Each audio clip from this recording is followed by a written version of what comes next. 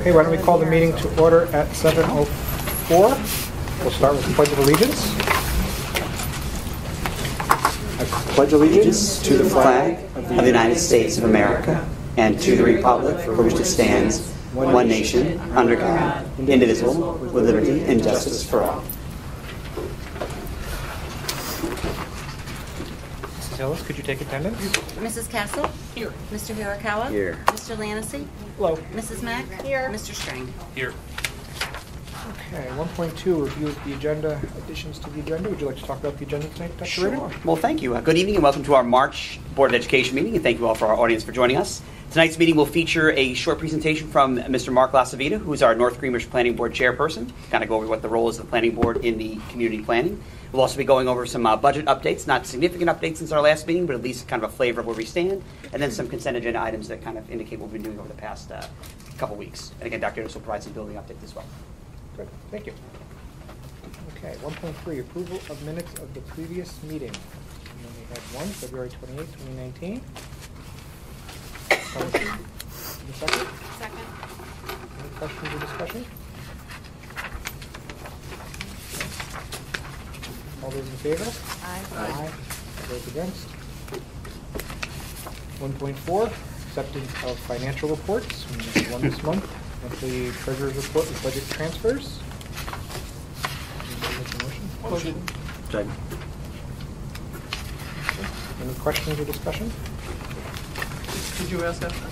I had a question on the payroll balance. It says $37. I'm assuming that you transfer money. But then the balance says as of February 28th, and it says the transfers were made 1st and the 15th. Those are the payroll dates. So those are the payroll dates. So on the days of payroll, I transfer exactly what the payroll amounts are due. It's payroll and taxes. Gotcha. Yep. Okay. Yep. So basically, the money just goes in and comes out. Okay. So what you're seeing there is interest, which eventually gets transferred to the general fund. Thank you very much. You're welcome. Any other questions or discussion? Okay. All those in favor? Aye. Those against? 1.5, visitors and communication. Letter A, communications to the Board of Education. Have anything? I didn't receive anything. Unless anybody else did. Okay. B, opportunity for the public to be heard. Is anybody signed up? Not for before, no. Not for before. Okay, we'll have an opportunity later. Moving on to 2.0, reports to the Board of Education. 2.1, Board of Education reports and updates. This is where we're going to have Mr. Lasavita give us a little update on how the North Greenwich Planning Board works. So I'll turn it over to the chairman. Thank you. I've been on the planning board for a long time, 28 years. And after meeting with Dr. Reardon, and I know Mr. Lansky has been at every meeting that the project of interest has been discussed at, I offered to come to a meeting and explain to the board and members of the public what the planning board does. There's a lot of misconceptions about the jurisdiction and authority of the planning board. We're constituted by the town code under state law, and we're currently constituted of 5 members. We previously were 7, but in some budget reductions a few years ago, they reduced us to 5. Board members are appointed for 5-year terms every year, so the board, the constitutional board can't be changed by the political winds of town government. So somebody could resign and then they would fill the position, but the position will be filled out for the remaining part of the term. So essentially, every year a planning board member is appointed. Each year, the town board appoints the chairman, who has to be a planning board member. So the chairman can change. Pretty much the chairman runs the meeting and is responsible for administrative stuff, but has no more authority than any other board member. The current makeup of the board is pretty stable for a long time. And I know 3 of us are long-term residents of the town. I've been here since '58, and 2 other board members have been here at least as long. I'm sure one was born in the town. Current board members are Mary Jude Foley, and you may recognize that name from the Foley Courthouse because her father was the federal judge. Dave Wilson, who is part of the Wilson family, who has been forever, probably founders of Hoyne-Skill. Myself, we've all been on the board for 20+ years. Dave was also on zoning for a while too. Steve Kerr, who's a relatively newer member on the board, has been in town for at least 20 years, and Mark Ahern, I think, has been here for a long time also. We have counsel appointed by the town board, currently Justin Law.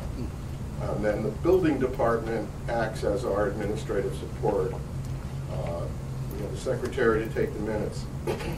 So really, the building department provides us what we need to manage the board. I put some references to the various codes on the handout. In the interest of time, you can look at them at your leisure if you're interested, and my contact information is on the bottom. If you have any questions go beyond what I'm going to talk about briefly tonight, I'm available anytime.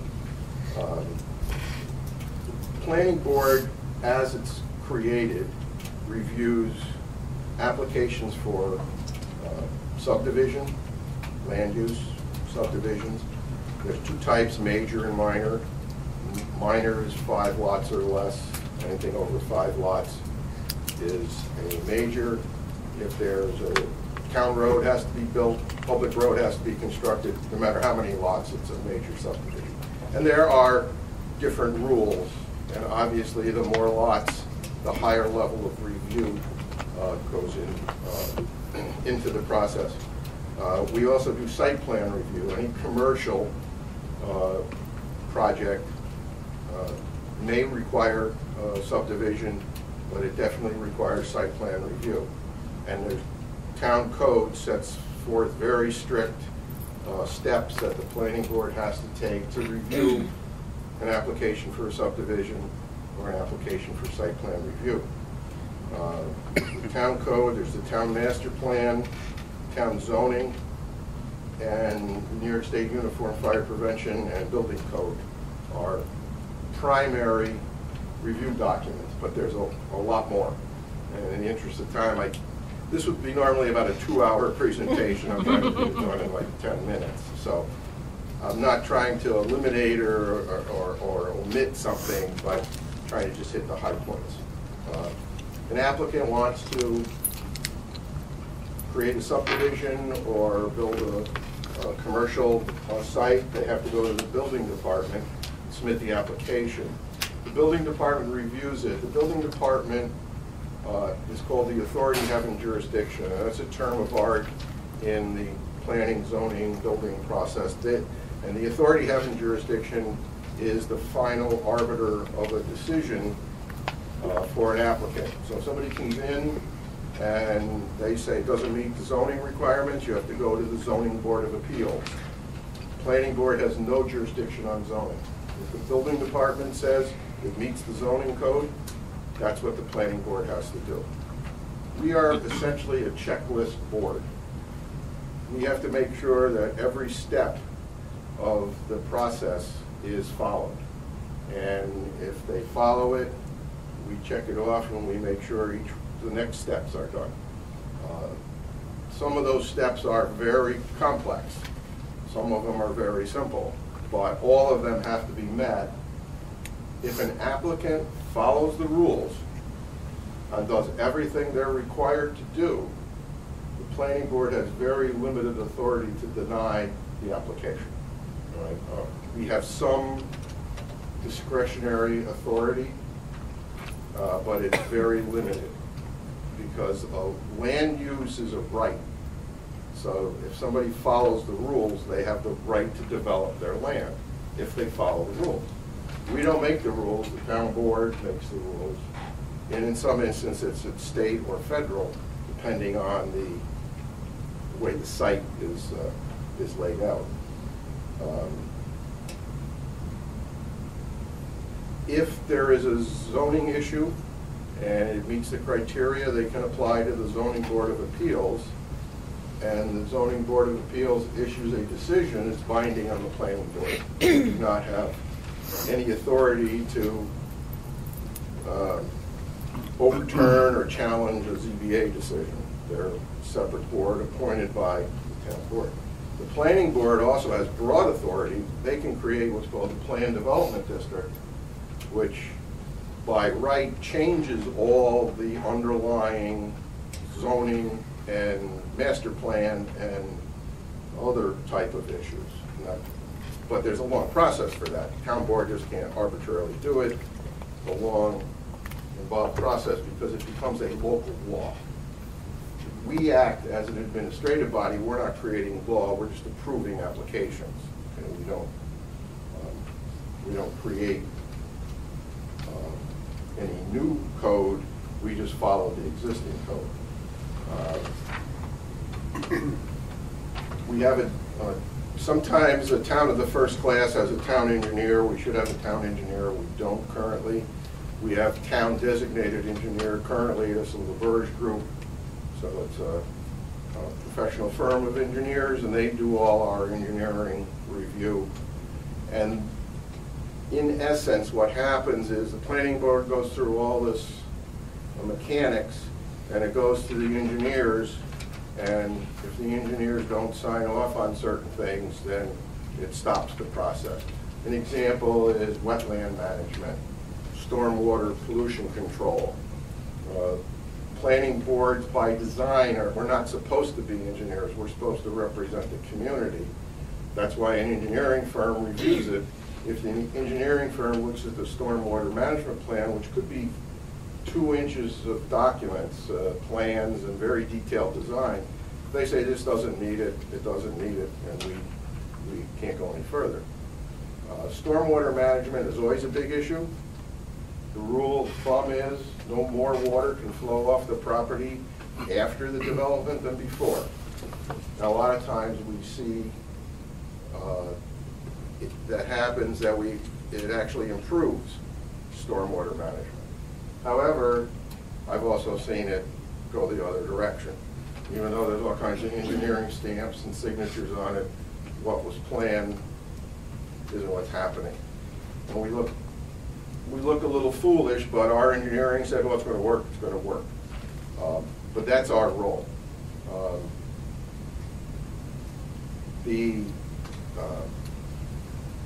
process to approve a subdivision and a site plan, subdivision, a minor subdivision, is pretty well called out in town code. Site plan review is also. Both involve state environmental law, because there are specific processes that have to be followed. So there's the town code and there's the state environmental law kind of working parallel, and our process is to make sure everything follows the code. There's also what's referred to as SEQR, a term that we use, State Environmental Quality Review Act. There is a very long process, and on the last reference I have, as far as the website, is the SEQR handbook. It's called the SEQR cookbook.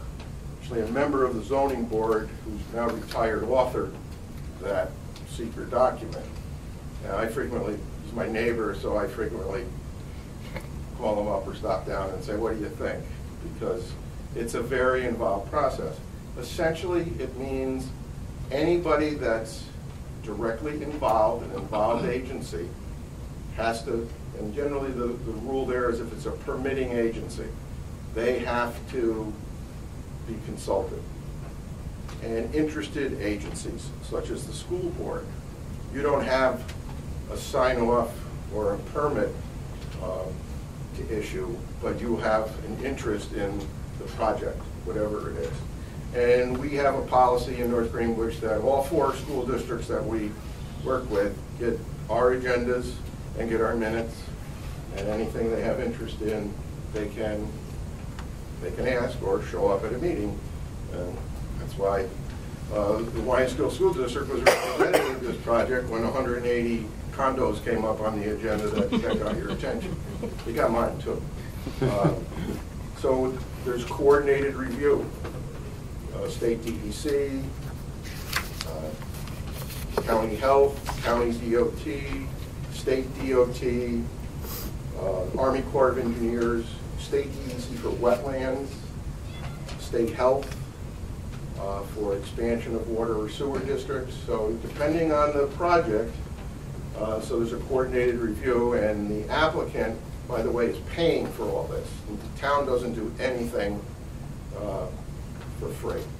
If the coordinated review, it can be sent out by the applicant's planners. If the town does it, there's a charge. The fees charged by the town designated engineer, by the building department, they're all paid for. The planning board costs are borne by the taxpayers in town, but pretty much any specialized fees are assessed. So I'll use this current project here as an example. There's some potential for Army Corps wetlands and state DEC wetlands. The applicant has to survey the property and mark those wetlands.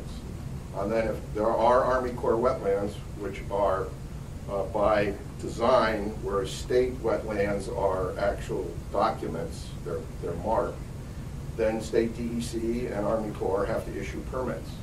And there are threshold levels, so if a developer stays under the threshold level, he gets a letter from Army Corps saying it's okay. That's our job, is to get that letter. We don't review the Army Corps' decision. If they say it's okay, it's okay. We know there's an issue on this project with state DOT and access on Whiteview Road. Well, state DOT has to issue a highway work permit. In order to issue that, they're going to look for a traffic study. We say to the developer, you need a traffic study and you got to get the highway work permit. Traffic study comes back and says it's okay. As much as we may think it's not okay, we're now stuck with the traffic report that traffic engineers produced. That's an operative document. So our jurisdiction is simply to collect all the reports, evaluate them, have professionals look at them. Town building department, right, they're all state certified professionals. Our town designated engineer or town engineer, counsel, to make sure there's all the legal requirements are done. That's why I say we're a checklist board. If everything gets done at the end of the day, it's very hard for the planning board to deny an application. Public comment is part of the formula. There have been court cases where there was outrageous public comment, well beyond what would be expected. And the planning board was affected by that public comment, and the applicant sued, and the decision was overturned because they said the planning board didn't do its job. The planning board took too much weight on public comment. As unfair as that may sound, that's the process. And that's why we have legal counsel to look over and make sure that we're doing things right. Everything we do can be reviewed by state Supreme Court under Article 78 of the CPLR. So if we make a decision that an applicant doesn't like, or a decision that the public doesn't like, or if the school board doesn't like our decision, then you can take the planning board to court and the town. And it's reviewed, by the judiciary. So, we endeavor to listen to every comment, even though people think we don't. Right? 'Cause I hear that all the time when I'm at the hardware store, Carmel Farms, or wherever. You guys don't pay any attention to the comment. Well, we do, but it all goes into a hopper, and it comes out at the bottom, and a lot is not evident of what's happened. Now we know that there's still some public comment floating out there in the internet and Facebook about this impact on the school district of this project. But the school district has been well represented at planning board meetings, and we convinced the applicant to meet with the school district to hopefully come up with a workable solution. Right? And that's what we try to do with all the other projects that are going on. There's 4 or 5 projects right now that are creating some agita throughout the neighborhoods over on West End Lake Road, or Route 43. Can't call it West End Lake Road anymore. Dates me. Over on the Route 43 side of town, the neighbors up there are upset, and there's the project down here on Route 4, 204 townhomes, and obviously the folks down there are upset. And, we try to make it all work. So, and the planning board really has a deep, strong interest in making the town, function and grow correctly. And sometimes you get the feeling that the planning board just, is all over the place. But there is a plan for the planning board, and that is to take each project independently, but also the aggregate. Because, personally, I keep saying, we can't keep building this 7-house subdivision and this 15-house one and this 204-house one, not paying attention to traffic. But unfortunately, if you go to a traffic engineer and you get the traffic engineering report, it has no impact on traffic. If the intersection is rated F, pretty much the lowest level, and it can't get any worse, then they say, well, it's still rated F, so there's no problem. Planning board members have to kind of sit on our hands because we really want to scream when we hear that stuff, but it's an engineering report. It goes to the town designated engineer. They analyze the data and they say the report is correct, it's credible. That's what we have to use. It's the same way with stormwater management, a variety of other types of those technical issues, because we really can't look at an engineering report and do the calculations on water flow and on the grade and on how much water is going to end up at a certain point and how deep the retention basin is, how high the drain has to be so the water perks out at a certain rate. We can't do that.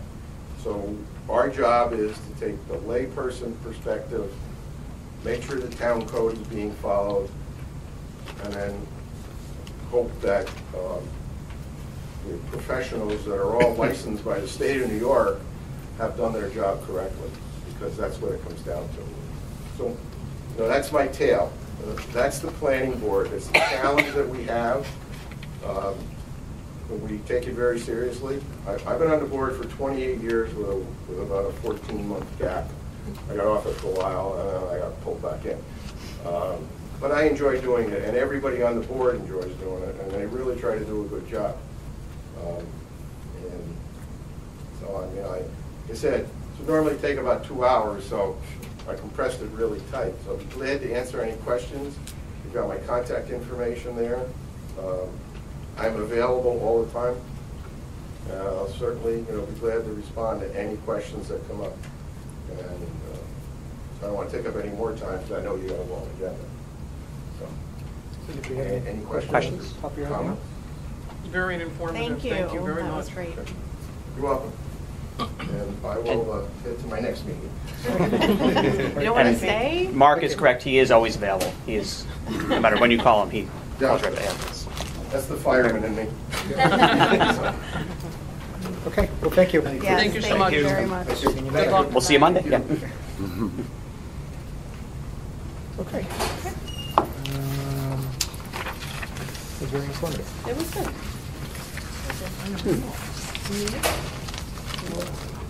We'll move on to 2.2, district/superintendent for a room report. I think we have a budget. Sure. I will pull that up actually while just a couple of pieces that we've been up to at the district level, and then of course some of the building level pieces will be provided by Dr. Yotis.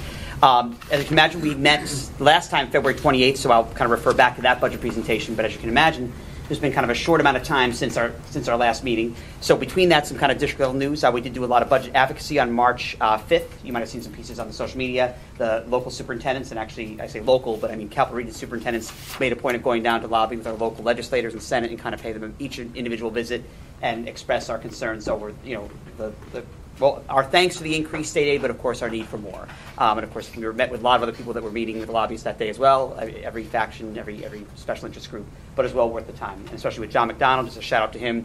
He makes a personal point to make an appointment with you even if he's backed up. So actually was very fortunate to have a personal meeting with him, just he and I, because I picked the right time to go through the metal detectors. It was a 2-hour wait just to get through. And so he was backed up, but he still made the time to meet. So real class act, if I may say so myself.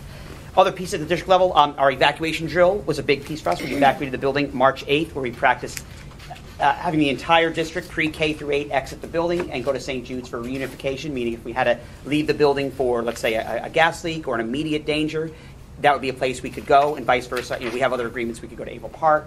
We could also go to Questar facilities, but that'd be the drill we use as the procedure. Should we have to get out of here and then decide what we're going to do? For example, decide, are we dismissing? Can we go back in the building? Is the power out?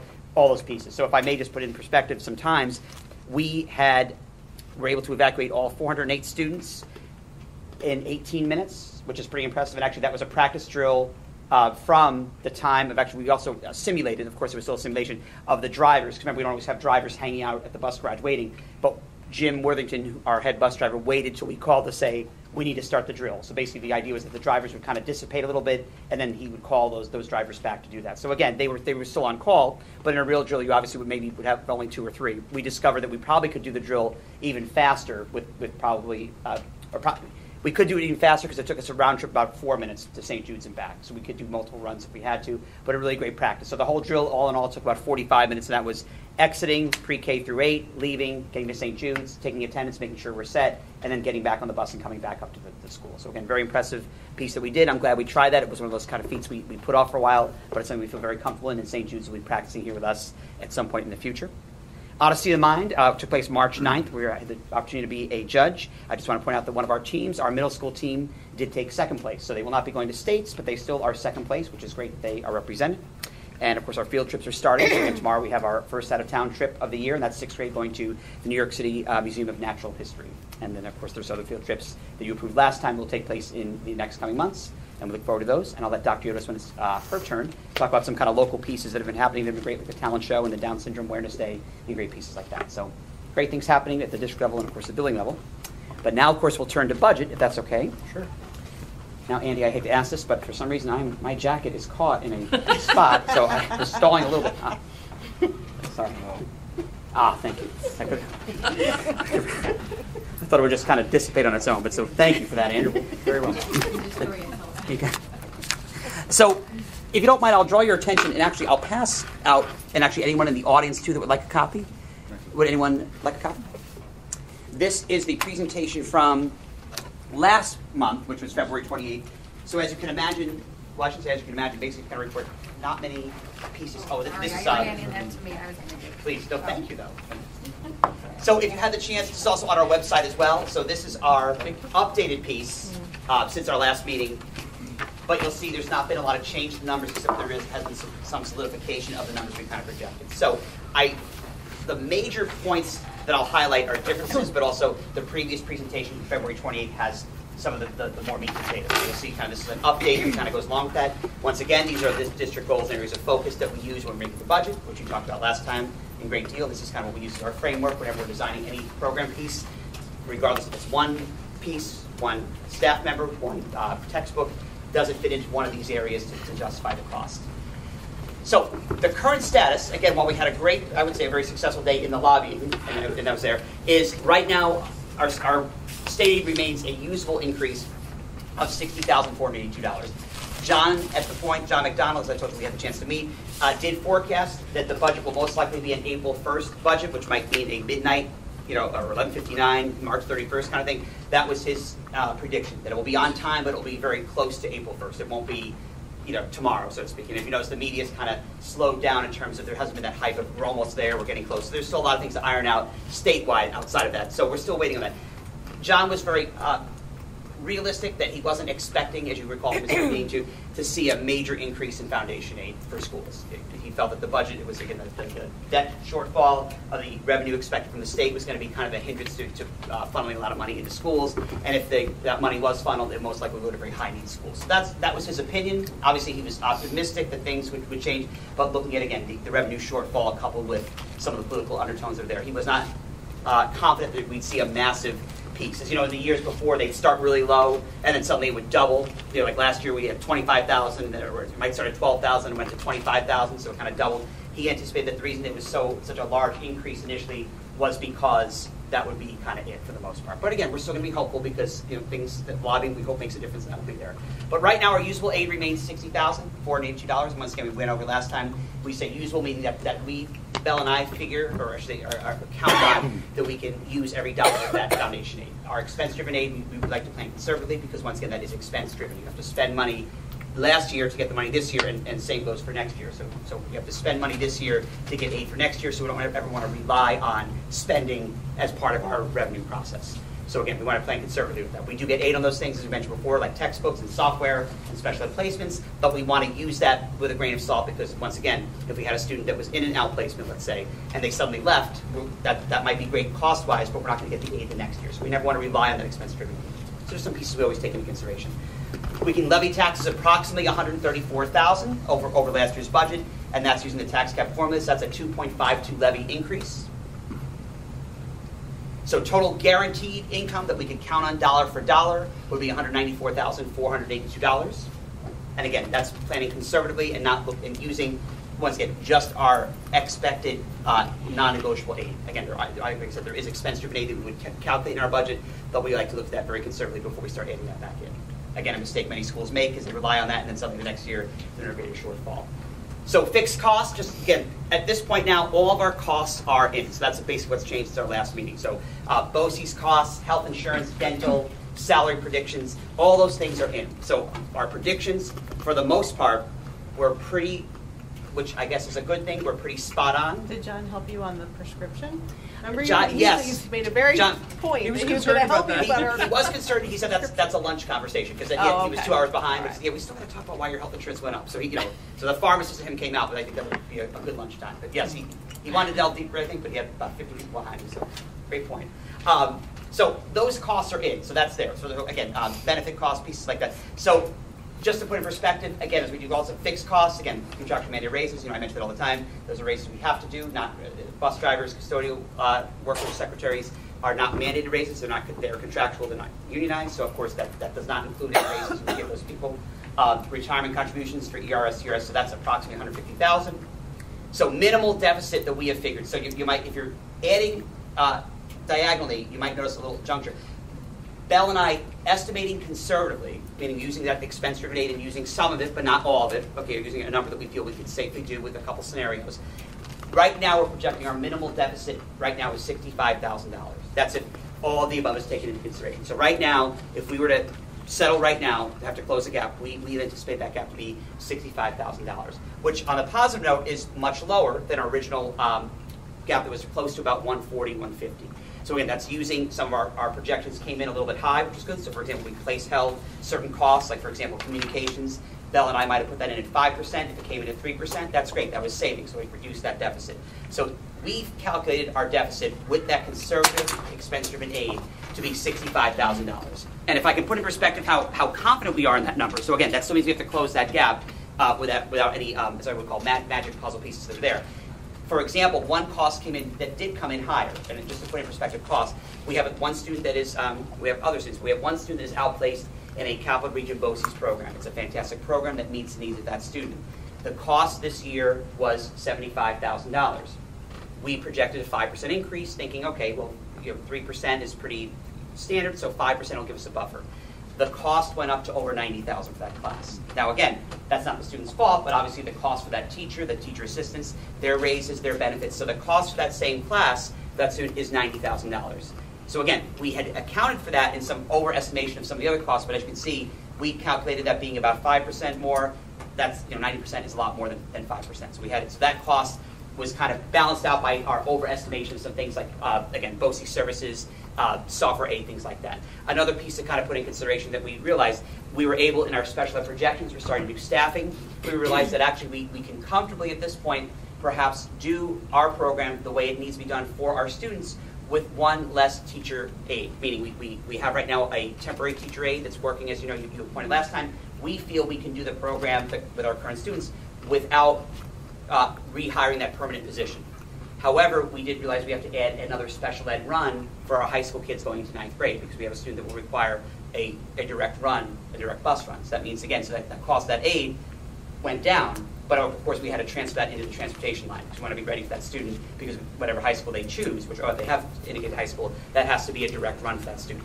So we have sometimes a gain becomes a gain in other areas, so that's good, but it's a zero balance, if that makes sense. So you're saving money in one area, but then you've increased another line item in another place. So in the end, that $65,000 is a pretty hard number where we've taken into account savings in one line item, but also an increase in another. And remember, we always need a little bit of cushion, because even that mention of reduction of a teacher aide, I shouldn't say it's not a reduction, it's more of a need not to replace a position that is obviously open temporarily. But we always leave a cushion, because that could change tomorrow. If we had a student that came in, or we suddenly needed more aid time, we want to make sure we have that cushion and we're not going bone to bone. So again, you can see those are kind of pieces. Same with transportation. We have a little bit of cushion that was there, but not enough to justify a new run with a new driver, salary, benefits, things like that. Questions? So $65,000 right now is where we stand. Now, once again, that would change if something happened tomorrow, for example, like a massive increase in state aid, or, for example, another student moved in the district that had other needs that we weren't accounting for. That would be something that obviously would change it. But right now, that gap to close would be $65,000. So once again, not impossible, but and again, obviously not a bad problem to have, but still certainly not something that's reduced by simply cutting supplies down a couple $100, things like that. So again, Belle and I, our goal is to look at what do we get in state aid April 1st, what are we really getting, and then of course look at kind of some areas maybe we haven't visited before. And how do we do that is basically some things to consider. So pre-K, as you know, that includes pre-K. One class or two, as you know, the deadline is April 8th, Sharon, I believe, for pre-K applicants. Right now we have 16 applicants, applicants to be considered for pre-K. So at this point, I would say budget-wise, my recommendation would be to the board to maintain one class. Once again, the two classes right now, remember you could have up to 18 students in that class, but also remember that gap does not include the addition of a class or even more staffing to that class. Now there's a budget increase to run that class, obviously raises, salary increase, things like that, but it does not include additional staff to run that. So I would say my recommendation to the board at this point would be we're safe with one class, it leaves still two spots. Again, obviously April 8th is the deadline, but that's approaching. Our goal is not to have to turn anyone away, but also one piece I'd recommend, I know it was once entertained, well, could we add a second teacher assistant and increase that number? Our current provider said they would do that, but they'll only increase the class size to 20. So even though state regs say 22, they would only go to 20. So I would counter that with, let's just say we had 20 students. If you can increase the class size from 18 to 20, the cost doesn't meet the gain. The extra cost of staffing to add 2 additional students, I don't know that we were at this point in the budget juncture. So just something to kind of consider. But again, right now my recommendation would be based just purely on enrollment. 16 students, I think one class would be very much meet the needs of the community without adding additional burden to the taxpayer at large. Remember, our promise was always to not build pre-K on the back of our K-8 program, meaning not to build a program but then reduce it in another area to make sure that we're just, I'd always keep it a balanced building. Budget line reallocation, that's something, again, it might sound very, very general, but that's something Belle and I do constantly. It really is about kind of working to make sure that they are aligned. So for example, I gave the one with the balancing the aid salary line item, but perhaps decreasing one line item, but making sure the bus driver line item reflected what we need. It doesn't necessarily mean a savings, but it shows an actual reflection of what we spent. So one line item's not falling short. That's why you'll notice we try to minimize budget transfers. That's usually a sign that our budget is right on par. If you're seeing a lot of budget transfers, not like payroll where it goes in and out, if you're seeing a lot of transfers, that's showing that we're not estimating the line items correctly. We're underestimating it in one area, and maybe we're overestimating it in another. So again, the less transfers we have, the more accurate we have, and I will say you'll notice minimal transfers when you get your balance sheets. Tuition revenue, though. So again, other pieces I would say that there are positives is, again, tuition revenue. That's not just, remember, we have students that do pay tuition that are from the not surrounding areas. Families do pay tuition. And also, again, the tuition we take in from our students from the North Greenwich Common School District. So this year, to put in perspective, there are 11 possible second grade students. And right now, they're making their final commitments. At this point, it might look like the majority might commit to Gardner Dickinson, which is a good thing for us because that's revenue we can count on. So we we have not built that into the budget. We're not counting on balancing our budget based on that, because that choice can change any moment, or it might be different than I spoke. But obviously, the more students that commit, the better off we are at closing that gap. So if we budgeted, for example, or anticipated 5 coming in, and we took in 10, that's a good thing for us. We're ahead, and that might close that gap a little bit. Well, actually, we close it significantly, but it still leaves some pieces there as well. Do we know how many are in 8th grade currently, leaving? from 8th grade. Little Rock? Is it like a break even, or? Well, this is a small cohort going. This is the cohort 33 leaving, and I believe when I looked at the high school list today, 6. So that's an increase for us?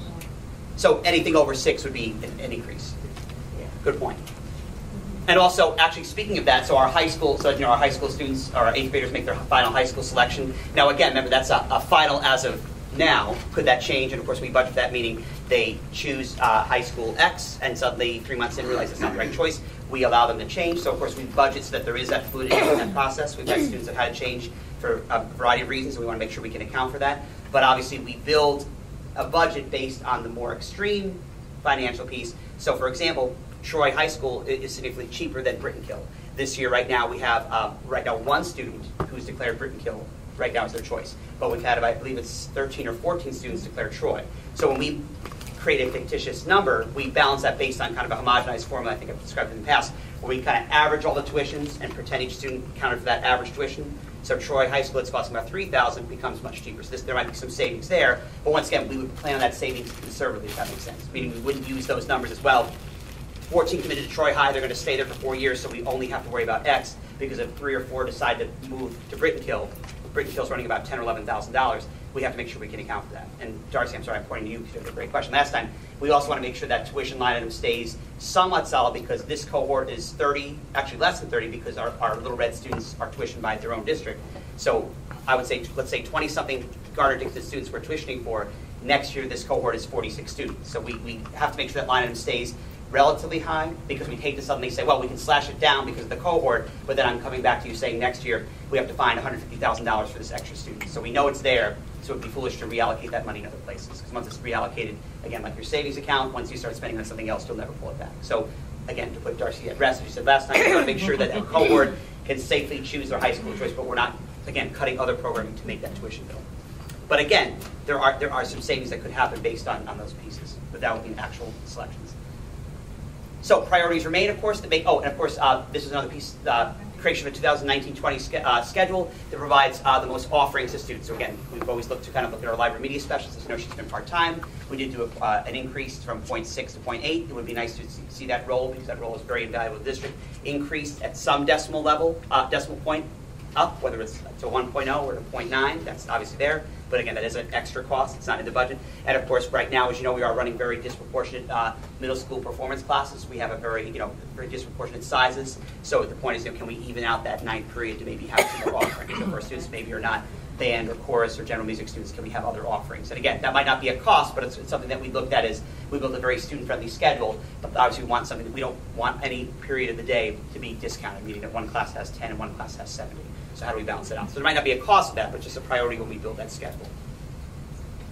So priorities remain, of course, to make sure that we have the whole package. Academic, social, and emotional experience. Once again, that we're not robbing Peter to pay Paul. We're not cutting athletics to balance that academics. So we're kind of maintaining those pieces. Supporting PD, of course, so we're not cutting that area. Maintaining our technology growth and stamina. Again, smart school money, once again, as you might know, that's been frozen. It's probably not going to be released anytime soon, but that doesn't mean we can't stop replacing infrastructure like switches and hardware and things like that, because as you can imagine, once it's obsolete, it becomes 10 times harder to replace an obsolete computer en masse, so we can do that slowly. And of course, our goal of providing a comprehensive pre-K through 8 model. Okay, so again, that is ready for the short and long haul. So next steps is, as Belle and I, again, meet thrice daily at times, and again, it's a great part of the season, is April 1st becomes our real deadline to say, okay, here's where we're at, here's where we're going to be, let's now look at how we really close that gap. Again, so not to say that gap is, we haven't started to narrow it, but that's when we can kind of see, perhaps, yes, if we picked up an extra $20,000, that'd be fantastic. I don't see that being necessarily happening, but obviously that before we become too dismal, we want to see what we ultimately wind up with in terms of an increase in foundation and to see what's there. Come April 1st, we'll know if that's a pipe or not. Internal scenarios, as we mentioned before, now that we have our high school counts, now that we know that by the time we get to April 1st, we'll know who's tuitioning in to kind of use some of those numbers. They can become harder as used as revenue sources. So what is that gap? Maybe that 65,000 obviously is reduced some ways through this way. And of course, presenting to the board our next meeting, which will be scheduled for April 11th, basically at that point from April 1st on. This is kind of where we are. Here's our gap, and here's how we close that gap. And basically that's what we present to you as we have in years past. Not only how we close that gap based on increased revenue, examination revenue, but also how did we close that gap? What did we add? What did we add? What did we not add? And also, did we have to take something away in order to make that budget balance? Questions? So once again, the February presentation has more of the hard numbers. This is kind of the update since then, hence why you'll see it's kind of more of a continuation of that presentation. But the April presentation will have our final, what we're looking at and what that budget will, quote-unquote, buy. There haven't been any updates on the governor's proposal about the tax cap, have there? There have not. I think that's kind of sad. I think that's a great question. I think what's happened is there's been so many other issues that have kind of mired the governor's plate right now. It's kind of become background noise at this point, so that's a good point.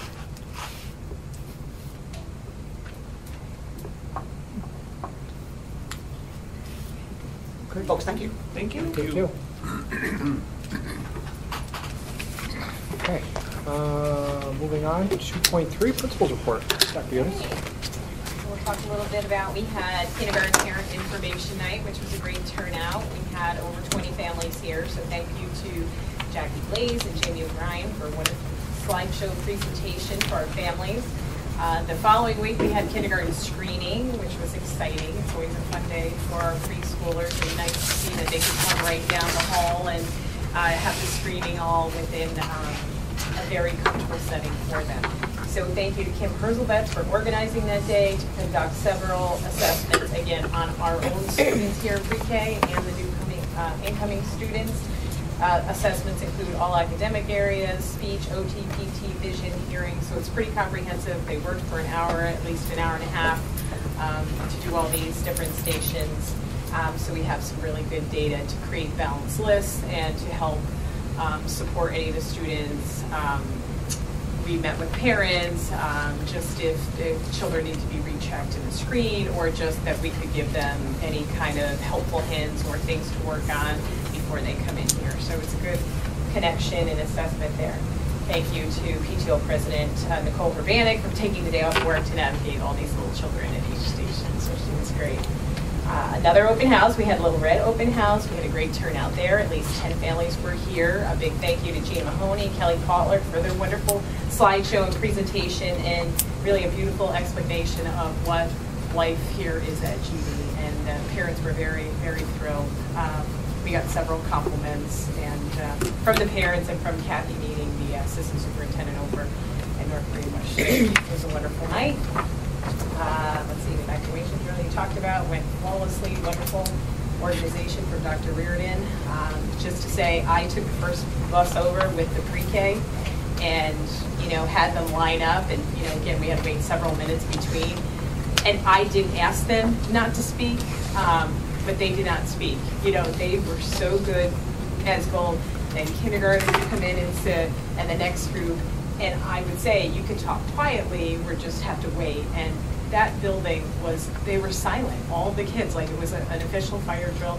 No one spoke until, the whole school was there. And again, I think all of the faculty and staff who witnessed this at St. Jude were just blown away with how well behaved their kids were. So that was another kudos to us. GD's Got Talent, thank you, Darcy Mack. What an amazing celebration of the talents of our students, and just so proud, so very much appreciated, and again, so much feedback from the families, from the staff. Just what a proud moment, and it was great. So thank you for all that. That is Kate Rodriguez really does most of the work. I say it every year. I just book the room and run around. But she does the program and really, works with the kids.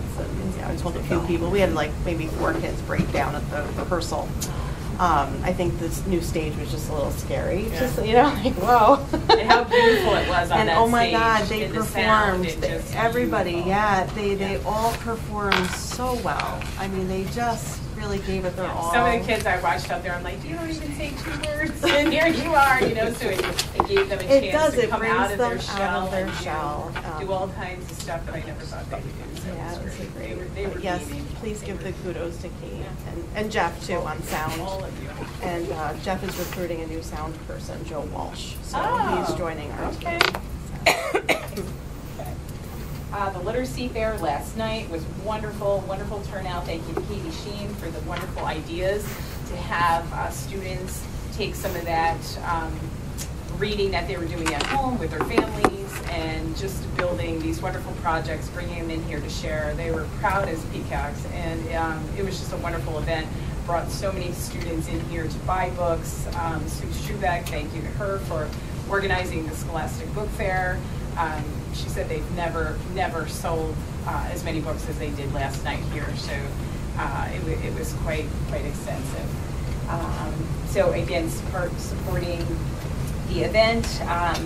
Again, Katie had a lot of ideas. Organization, Linda Ficura, again, her helpers, Lisa Hancock was one, Peter Mesh, Kaylin Kinley, Dan DeSoto, just organizing activities for the month. Linda Ficura having the whole school book club again, which we did last year, all reading the work that Book Wonder and doing projects together. And it's really just a wonderful thing seeing that 8th grade reads a version of the same book that kindergarten's reading, and that we're all talking about celebrating differences, which brings us to today, which was World Down Syndrome Day, which was wonderful, as we celebrated, again, differences, being kind, being accepting. The news was here, I don't know if you know, a news tent. It was great. And so our school, lots of us have crazy socks, and just to celebrate differences and to honor Down syndrome. So they were here, wonderful. Thank you, Kaylin Kinley, for organizing, ordering stickers for us all to wear, getting everyone to wear crazy socks. The middle school had a video that they watched this morning from 8 to 8:20. They were in the gym watching that. Classroom teachers did something. We ordered lots of different texts, and so everyone celebrated Down Syndrome Day. So it was wonderful, and as you see, we all have our crazy socks on and stickers. I just spoke to my husband before I came down here. He said, "How was your day?" I said, "Oh, it was good. National Down Syndrome Day." And apparently, I hadn't told him. And he said, "Oh my gosh, when you left today, I was wondering why you had those socks on with your suit." And he said, "I wanted to say something so badly, but I know how you're pretty temperamental when I talk about your outfit." I'm like, "Good job. This was excessive, though you probably could have said something." But yeah, it was a lot of fun, and everybody had crazy socks, and really just a nice tribute to the organization that we supported, which was here, Aim High Down Syndrome. So they were thrilled to see us take such part there. So, that's it. Thank you. 2.4, PTA, SEPTA update. See the PTA Vice President in the back. Did you want to talk? Yes, thank you. Mary touched on a lot of our points. We had Literary Fair, which went well. Our students put on some great displays that second grade alone, second grade come up with some ideas. Book fair is compared to Black Friday shopping. Books are final sales. We do have our upcoming meeting. It's going to be May 13th. We are looking for officers. Our current terms are up. So there's actually a nominating committee put together, flyers from home. Anyone interested is welcome to fill out the form, send it back in. The committee will make the choice for the best choice of officers. Lego Club again. As you guys go out, please take a look at the display. They put a lot of work into it. We did put a letter out to Corporate Lego America, kind of explaining our club, the good it has done, the social aspect, how it helps the kids relate, thrive. So we're hoping to hear some back with Lego. Pretty good events coming up in the spring. Teachers' Night. Bike rodeo will be back.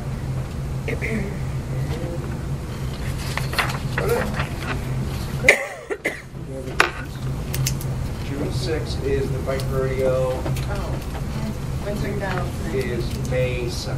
Oh. Tuesday, May 7th.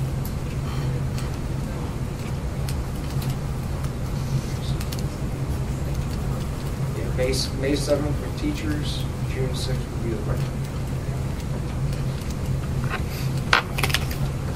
Okay, thank you, Paul. Thank you. Yeah, Colorado PPTS. Actually, I have nothing to report. Okay. Short and sweet. Yep. 3.0, appointments and authorizations. We're going to do 3.1 through 3.9 as a consent agenda. Anybody object to that?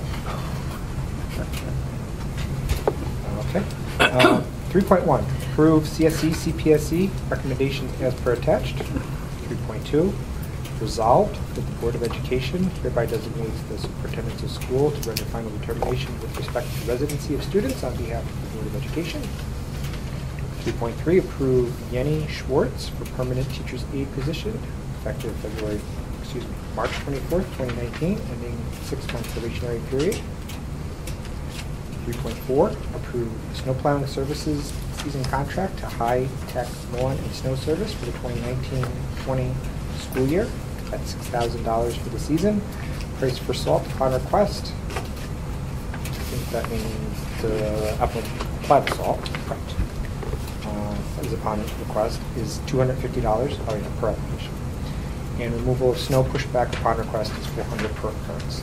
3.5, approve transportation maintenance, storage of vehicles, and vehicle service contract to Molson's Garage for the 2019-20 school year. Storage at $6,000 for the year, plus the cost of electricity. Preventative maintenance inspections at $82.50 per bus. DOT inspection at $85, and cost of other services and repairs at $85 per hour. 3.6, approve refuse removal service contract to County Waste and Recycling Services Incorporated for the 2019-20 school year at $400 per month. 3.7, accept the proposal of the Raymond J. Purser CPA PC auditing firm to provide auditing services for the next 3 years, 1920, 2021, 21-22, at a cost not to exceed $12,500 per year. 3.8, approve Kate Carpel as substitute non-certified teacher aide at $80 per day, pending fingerprint clearance. And 3.9, approve Dion Zerny as substitute custodian at $12.50 per hour. Need someone to make a motion? Motion. Second. Questions or discussion? For 3.4 through 3.7, those were all bid out? Yes, these were all posted. These were, as you know, some of these we bid out each year, like snow removal, refuse, Yep. Transportation, but our audit services are every 3 years, so that was out. These are the same people that have bid every year, or actually last year, and I believe the costs were the same. Right? Exactly So the everything's the same. same, so no increase in cost. That's Good. Any other questions? Mrs. Castle? Yes. Mr. Hirakawa? Yes. Mr. Lancy? Yes. Mrs. Mack? Yes. Mr. Strang? Yes. 3.10, approve Leslie Hopstetter as substitute certified teacher at $95 per day, and substitute teacher aide at $80 per day. Someone make a motion? Motion. Second. Questions or discussion? I'm going to recuse myself from this vote. Okay. Mrs. Castle? Yes. Okay, Mr. Hirakawa? Mr. Lancy? Yes. Mrs. Mack? Yes. Mr. Strang? Yes.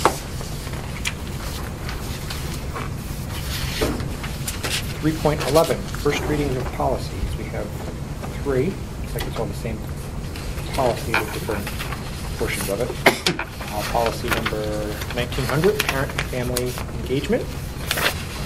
Then the exhibit number 1900 B.1, Title I, parent and family engagement, school level approach, and exhibit B2, student academic achievement school parent compact. and this is just a first reading, so there's not really a lot of discussion on it. Do you want to talk about why, if we just did all our policies, why we're looking at this one now? Sure. Besides, I thought you were having a withdrawal of not having, you just did the whole manual. I knew you were getting jonesing for new policy. This is a piece, if you look back at the current 1900 policy that's on file, it's almost identical. It's basically, this was more of a compliance issue for us. ESSA also oversees our federal grants, and we were selected to be audited by the state for our grant. And of course, one of those pieces is that you have a family engagement policy, not just a parent engagement policy. So a lot of the verbiage is just simple, just changing in verbiage to be more inclusive of families.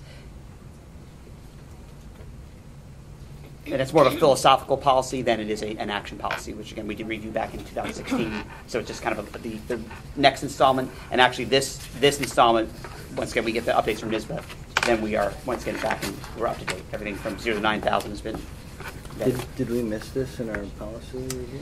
No, we did it, but it was just back in 2016. They did the second iteration where they changed it, where they made a few changes to comply with ESSA when ESSA came in every student succeeded. So minor changes. I mean, nothing substantial that would be there. So does this include, I know at the PTA meeting, Kyle made some reference to needing to change our policy on family. Is this, it does. I mean, anything needed? we would have been in compliance with our previous policy. This just more tightens things up for our ESSA audit, if that makes sense. So you have to have a parent or family engagement policy regardless, but this is just to make sure it addresses all the areas of the grant, so to speak. So she was referencing that piece, yes. Okay. And I think she was referencing how you'd make the policy from scratch, whereas NYSBA gives you a pretty solid template to work with, as we did with the policy review. When's the audit over? They have not started yet. We did submit our documentation, Oh, it's they asked. So they seem very positive. Of course, they will review the documentation next month, and they'll come out and do a little site visit to make sure. And that's mostly an accounting piece to make sure that what we say we're spending our money on, that we are. Great question. On the last page of the Sharon, there's one word I think missing. As a student, I will share the responsibility. The first one says, do the I, can I each day? I think it's do the best I can each day.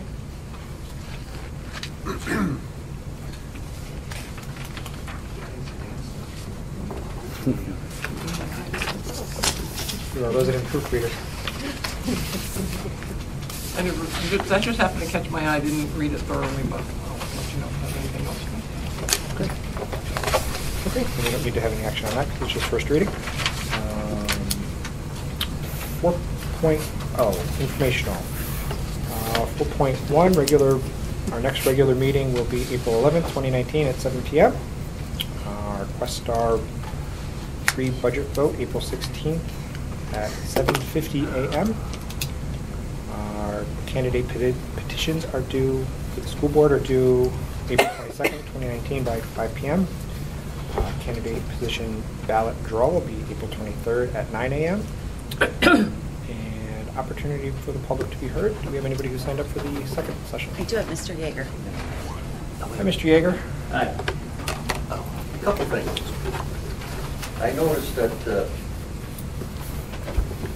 was some give or talk to about the Little Red.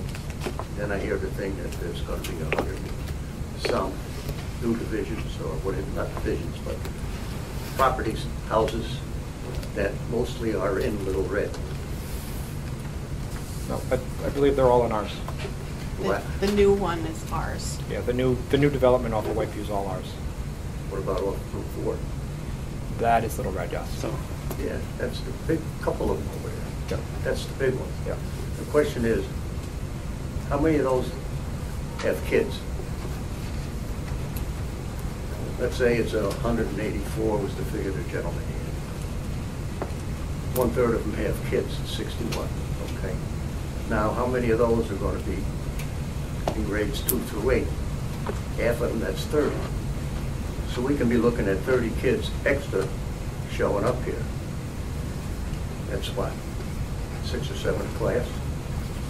Now, when you consider what we charged Little Red last year, which was either 68 or 72, if I remember right, I think to have 2 figures is a waste of time and a waste of ink, personally.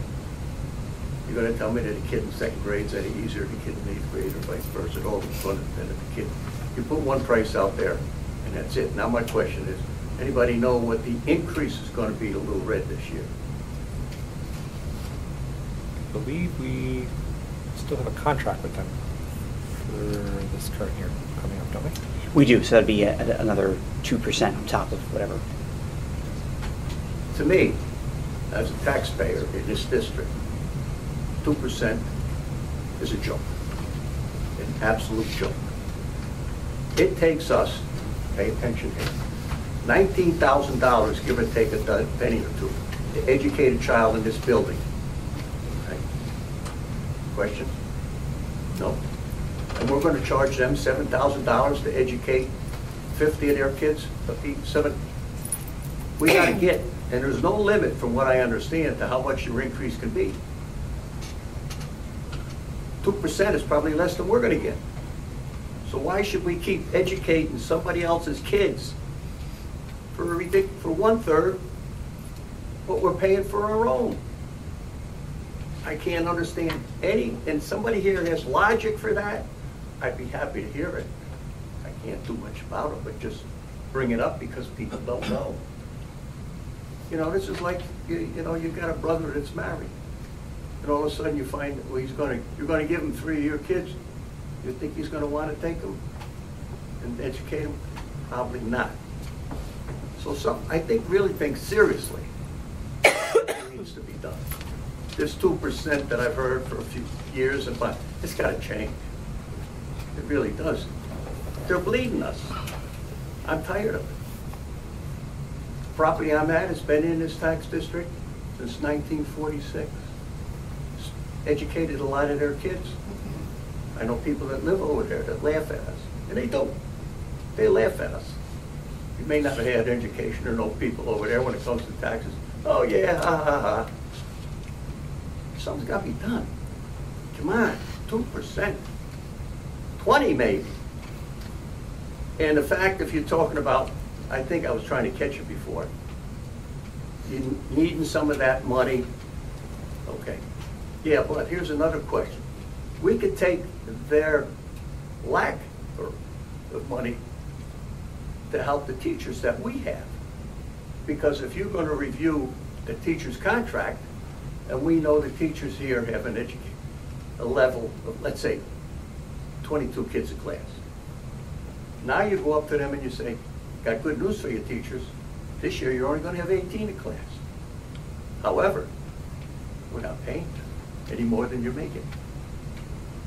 So you can use it as a figure to work with. Basically what we're working with is a few figures here. And one can complement the other or knock down the other, however you want to look at it. But please don't give the people 2%. Mine's more than that. It's just, I can't tell you how many times I get tenure. It's ludicrous. And I don't care if they cry. We can, from what I understand, we can also go to the state or Department of Education and say, we refuse to take any more kids from Little Red. I know we can do it because I think Abel Park blocked us out at one time anyway. So we can black out the whole district. Now we'll have to carry buckets over there to catch their tears. But anyway, that's a little sketch along here. But really, it's down to dollars. And evidently, it doesn't look like anybody here is worried about that extra few bucks in your tax bill. But it's a lot of money. You know, anyway. Oh, one other thing. I heard you say when you were talking up here, there's one child that has to have kids taken wherever by one child on a bus. Is that's correct? Yes. Okay, now what's the smallest bus we have? 16? Maybe we should do like some other districts do and have a minivan. It's going to cost half as much as a 16 passenger. So when the time comes around, I see you got one small bus and one big one. There's a lot of buses down there. I checked that place out a few times. In fact, I was right next to it a few hours ago. But nevertheless, I took my, I don't know what it was, I took my wife out for a dinner. But anyway. Today? Yes. Mine was 11 days ago. Happy birthday. Thank you. You're welcome. Tell your I don't wife look happy a day birthday as well. Tell me that, no, yeah. Won't be real, but anyway, something like that. We could save 20 grand at the start, because the minivan is going to cost 30 grand maybe. What's a 16 passenger cost? 60. I guess that's about right. So we're automatically saving $30,000. Not talking about maintenance, fuel, so on and so forth. But that, you know, we should have a minivan because that can be used for trips other than. For some reason you got to take 3 kids someplace. Bing, minivan. It's just a lot. But anyway. All right, we'll take it all under advisement. Thank you. Pardon? We'll take it all under advisement. Thank you. Anybody else sign up? Anybody else in the audience? No? Okay. 5.0, request for executive. I don't believe we have a need. Do we have a need? I'm good. Okay. We don't need to return to open session. Adjournment. We just need someone to make a motion. Moved. Second. All those in favor? Aye. Aye. Okay. Thank you, everybody.